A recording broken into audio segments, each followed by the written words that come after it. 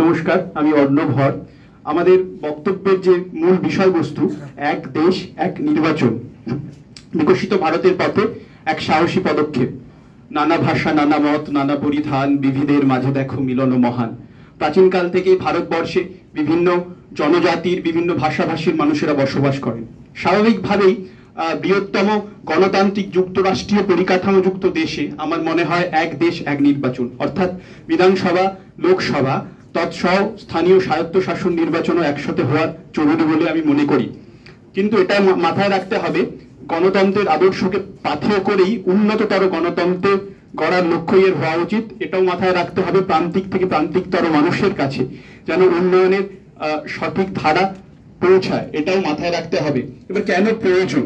অবশ্যই একটা ব্যয়বহুলতা থাকে, সবাই যেটা বললেন, এবং বারবার নির্বাচনের ফলে একটা রাজনৈতিক বিশৃঙ্খলা তৈরি হয়। বিভিন্ন শিক্ষা প্রতিষ্ঠানকে কাজে লাগানো হয় নির্বাচনের কাজে, সেক্ষেত্রে শিক্ষাক্ষেত্রে একটা নেতিবাচক প্রভাব পড়ে। বিভিন্ন সরকারি কর্মচারীদেরকে নির্বাচনের কাজে নিযুক্ত করার ফলে সাধারণ মানুষ সঠিক পরিষেবা পান না। এছাড়া আদর্শ নির্বাচনী আচরণ বিধি এটা লাগু করার মাধ্যমে ওই 2-3 মাস সময়, ওই সময়টায় আমাদের সমস্ত উন্নয়নমূলক প্রকল্পের কাজ সম্পূর্ণরূপে বন্ধ থাকে। তাই আমার মনে হয় এক দেশ এক নির্বাচন হওয়া অবশ্যই জরুরি। এবার কিভাবে সেটা সম্ভবপর হবে? অবশ্যই দরকার কার্যকরী পদক্ষেপ, বহুদলীয় গণতন্ত্রকে মান্যতা দিয়ে সর্বদলীয় বৈঠকে একটা সুস্থ আলোচনার মাধ্যমে, জনপ্রতিনিধিত্ব আইনকে সংশোধনের মাধ্যমে এবং আমাদের সংবিধানের যে মূল উপজীব্য of the people, by the people, for the people, মানুষের দ্বারা মানুষের জন্য, এটাকে মাথায় রেখেই আমার মনে হয় এক দেশ এক জাতি এক প্রাণ এক নির্বাচন হওয়া অবশ্যই প্রয়োজন।